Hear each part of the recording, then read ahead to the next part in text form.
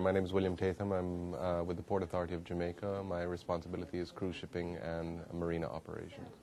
I think the big thing for you is Falmouth. Could you tell me about it? What's going on there?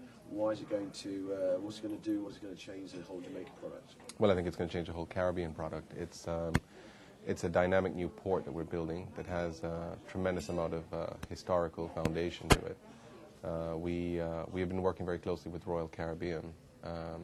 With their, as you know, they've commissioned the largest vessel in the world, due to come out in the fall of 2009.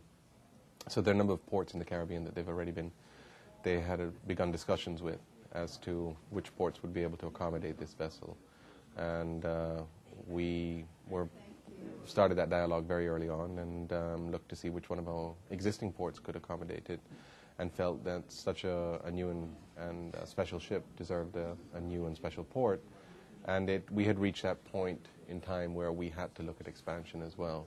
2006 was a record year for us. We got 1.32 million cruise passengers, and in the winter season we tend to be, in fact, overwhelmed. So it kind of fit into our whole strategy going forward. And Falmouth is a new port. It's a very historic port, traditionally, and we're restoring the port with an angle on the whole historical aspect of things, and so we're very excited about going forward. And it's got some of the best Georgian architecture in the whole of the Caribbean. Why do you think that makes it very unique, and what kind of historical aspects are you going to focus on? Sure. Well, it falls into, it's the capital of the parish of Trelawney, and Trelawney had more sugar plantations than any other of the parishes in Jamaica. And in the 17th century, as you know, the height of sugar was king, and so on. And we think that that whole period of the sugar, the rum, the slavery, and all of that is a story that has yet to be told in a very sensitive and tasteful way. And I think we're making that attempt to here is this very historic port where a majority of the slaves that were brought to Jamaica were actually brought into this port. The majority of the rum, molasses, and so on that was exported came out of this port. So the significance of itself makes a good center point from which to begin that journey. So we feel that with the ships coming in, we would be able to take the passengers. They can do the traditional type of tours and attractions, but there's an opportunity there to open up a whole new realm of tours and attractions, whereby they would be able to gain the experience of the ship coming in, going up to the plantation, seeing how the sugar was created and the rum and so on and so forth, and brought back in the export and the whole experience, really.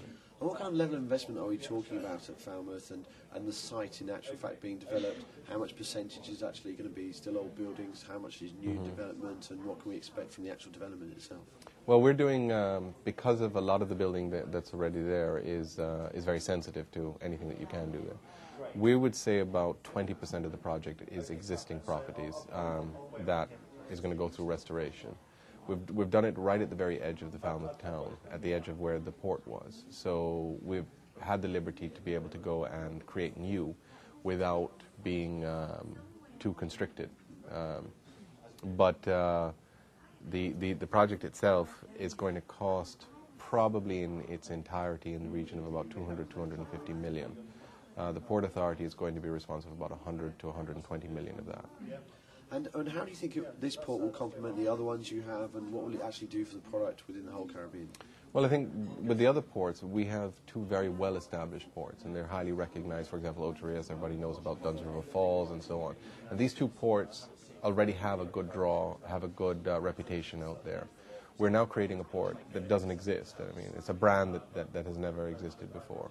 But we think that all that it has to offer and the surrounding areas has to offer is in itself a draw. Coupled with the fact that the port actually sits somewhere in the region of about halfway between the two existing ports.